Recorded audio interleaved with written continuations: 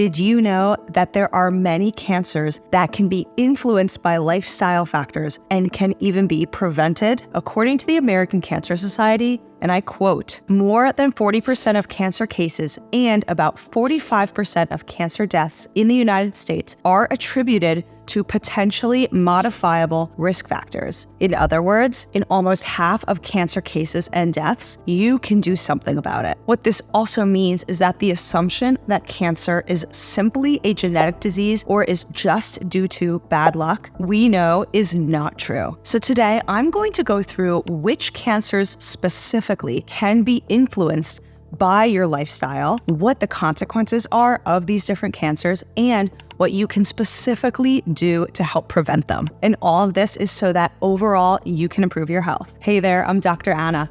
I'm a medical doctor, and this channel is dedicated to helping you improve your health with the right moves. So let's now dive into understanding a little bit more about preventable cancers and how you can reduce your risk. So what exactly are lifestyle-related cancers? So lifestyle-related cancers are simply different types of cancer that can be impacted by factors in your lifestyle. Things like your diet, the amount you exercise or the amount you don't, any toxins that you take in, if you're smoking, if you're drinking and how much you're drinking, etc. And the thing is, by making healthier lifestyle choices, now you can dramatically reduce your risk for some cancers later on. So let's now break down which cancers specifically are we talking about. So let's start off with the easiest and probably most obvious one, which is lung cancer. We know that smoking is one of the most contributing factors to increasing your risk for lung cancer across the lifetime. Specifically, smoking is attributed to about 85% of the cases of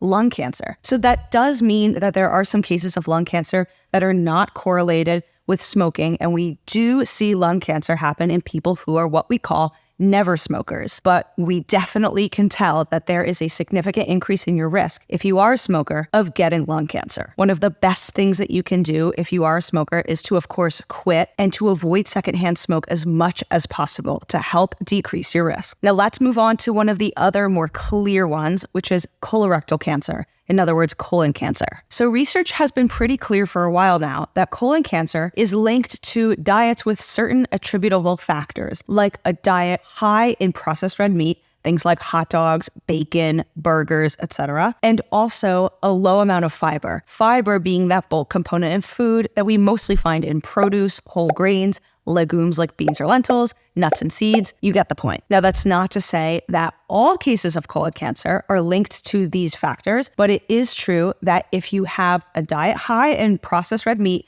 and a diet low in fiber, that you are increasing your risk of getting colon cancer. And unfortunately, colon cancer is something that's becoming so much more common, especially in younger people under the age of 50. So this is something you want to pay attention to as early as possible. One of the best things that you can do is get those colonoscopies regularly when they're scheduled for you. Once you meet the age criteria, have as healthy of a diet as possible, and talk to your doctor about any symptoms that concern you. So now we're going to turn our attention to some of the other cancers that are still linked to lifestyle factors, but the research is a little bit less clear on specifically how this works. So pay attention. There's some nuance to this discussion, but here's what you need to know. So let's tackle breast cancer. Breast cancer is, of course, really common in the population, and it is devastating. And we know that there are several different types of breast cancers, and they do not all act alike. But we do know that people can help decrease their risk with things like maintaining a healthy weight, regular exercise, low, if not zero amounts of alcohol consumption, and avoiding smoking. And what's interesting is that we also know that breastfeeding can help decrease someone's risk for breast cancer. So when possible, this is encouraged. And it's not only encouraged because of the reduced risk of breast cancer. We know that breastfeeding is really healthy for the growing infant, and it's very important for the stimulation of a healthy immune system in that growing child. So now let's talk about esophageal cancer, which is the part of your gastrointestinal tract after your mouth and before your stomach. So esophageal cancer is linked to things like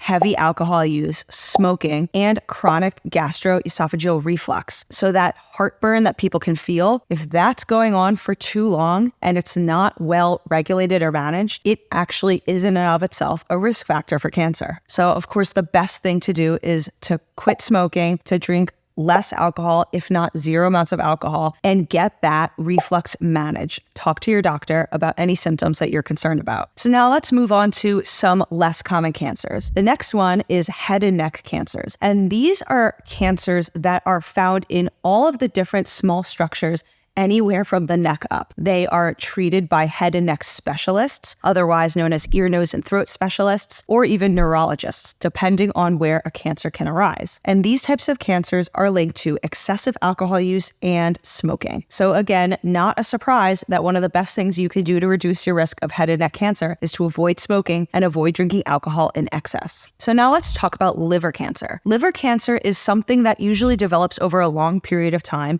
and can be caused by several different things. One of the most common causes of liver cancer is hepatitis, and that's usually caused by many different things, including viruses, for example. So I'm not saying that all cases of liver cancer are linked to lifestyle factors, but sometimes they are linked to heavy alcohol use or even obesity. So the things that you can do to reduce your risk for these are to get vaccinated for hepatitis. The HBV vaccine is super important, and most folks get that when they're in their young adulthood. But if you were not able to get that for whatever reason, talk to your doctor. There is a way for you to get vaccinated later. And the other things you can do for decreasing your risk for liver cancer are similar to the things we mentioned before, is to decrease the amount of alcohol you consume if you're a heavy drinker. And the best thing would be to avoid drinking entirely. As well, it's very important to maintain a healthy weight. Since obesity is now being linked to several different metabolic conditions, having a decreased risk of liver cancer is just one more reason to get that weight in check as best as you can. Now, I know that's easier said than done, and a lot of you out there who are struggling with obesity are realizing that you might have been trying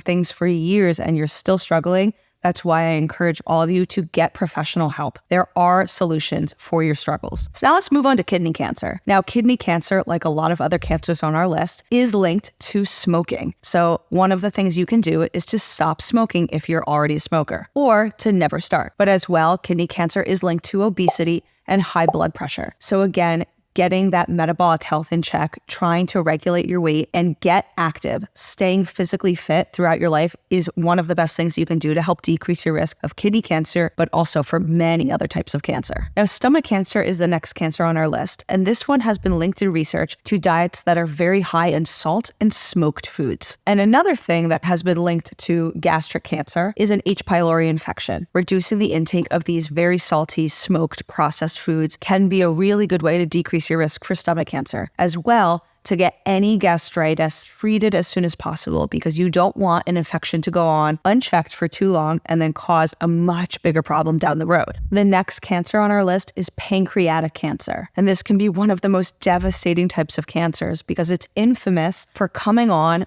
all of a sudden. Somebody has symptoms, they're diagnosed, and it's a very late stage of that cancer, and someone is given a very short window of time when they're probably going to still live. So this is one of those very devastating situations, and it can be absolutely heartbreaking to have to diagnose somebody with pancreatic cancer. Now, what can you do to decrease your risk of pancreatic cancer? Well, classically, it's been linked to smoking and obesity. So definitely avoiding smoking and maintaining a healthy weight can be some of the best ways to help decrease your risk. Now let's turn to ovarian cancer. Ovarian cancer has been linked to several different factors of lifestyle, such as obesity and even hormone replacement therapy. So it's important, if you are somebody who's interested in this type of a treatment, to talk to your doctor, your gynecologist, your primary care doctor, whoever you're currently seeing, because you need to be assessed properly to know if this is a healthy treatment for you. And of course, like many of the other cancers on this list, one of the best things you can do is to maintain a healthy weight to decrease your risk for ovarian cancer. Now, skin cancer is the last cancer on our list. And at this point, most of us have probably learned that skin cancer is often linked to UV radiation exposure. In other words, the radiation that comes from the sun. So some of the best things that you can do to decrease your risk are to wear protective clothing in the sun, big hats, sunglasses. Make sure you put on that SPF, at least 30 is what's currently recommended. And of course, to avoid tanning beds. Now, that was a lot of different types of cancer. And as you can see, for all of them, there are several different things that you can do to help decrease your risk. But what if you're not doing the things that are going to decrease your risk? Well, there are some significant consequences of getting cancer in the first place. A lot of people are aware that cancer can be absolutely life-threatening, and it's a very scary thing for a lot of people. But what you need to know is that having cancer can also decrease your quality of life while you're dealing with it. The treatments can be arduous. They can be very scary, not just for you, but also for your loved ones. So if there's something you can do to prevent that whole thing from happening, wouldn't you want to do it? Now, if this video has been helpful for you so far, and I really hope it has, please subscribe to this channel. I am here to dedicate my time to help give you the tools you need to stay as healthy as possible. Now, the good news with all of this, and I know this conversation's kind of heavy and can be a little bit daunting, nobody wants to think about the potential of getting cancer. There are some significant things you can do now to help decrease your risk and stay thriving. So here are the steps that you should be thinking about if you're trying to avoid some of these lifestyle-related cancers. The first thing is healthy eating. And if you've ever seen another video of mine on this channel, you're going to know that this is a huge topic that I like to dive really deep into. There are several different viewpoints out there on what healthy eating needs to look like, and I'm not here to tell you that there's only one way to do healthy eating right. There are actually several different approaches, but I like to promote the Mediterranean diet, because it's one of the most evidence-based lifestyle approaches to eating. And I find that it's really easy to maintain for the long term. So any healthy diet, as long as it adopts lots of plant foods that are rich in vitamins, minerals, phytonutrients, so foods like vegetables and fruits, whole grains, nuts and seeds, legumes like beans or lentils, and lots of plant-based protein sources are going to be very healthy foods for you for the long term in your life. As well, in the Mediterranean diet, there's an emphasis on including healthy, lean sources of protein. And this is going to be things like eggs and certain high-protein dairy sources like Greek yogurt, for example, but as well, some fatty little fishes, things that provide us with a lot of omega-3 fatty acids, really essential nutrients for our body. As well, some other lean sources of protein could be poultry, turkey or chicken, for example. And then on special occasion, enjoying red meat. If we're eating in this balanced way, we know we're giving our body the nutrition it needs and the ability to stave off disease states for as long as possible. But the second thing that you can do to decrease your risk for a lot of different types of cancer is to stay physically active throughout your whole lifetime. Regular exercise is very important for several different organ systems. It's important for our cardiovascular system, for our skeletal system, for our muscles, for our brain, and now we're understanding more and more our entire metabolic health. So that is the hormonal regulation amongst several different organs talking to each other, the liver, the pancreas, the kidneys, for example. So you can appreciate how getting enough exercise is just good for you overall, and we know that it helps decrease the risk for several different types of cancer. Now, how exactly exercise decreases your risk for cancer is not entirely clear, and it has a little bit of nuance. Different cancers work in totally different ways in the body, each one being slightly unique. There's some thought that maybe the benefits to our immune system from exercise has something to do with decreasing our risk for cancer. But what we do know and is abundantly clear is that regular exercise really helps. Now, the next things you'll notice, I mentioned several times throughout this video, and that's to decrease your intake of alcohol or eliminate it if possible, and avoid smoking at all costs if possible. So these are classical things in our life that it's not so simple as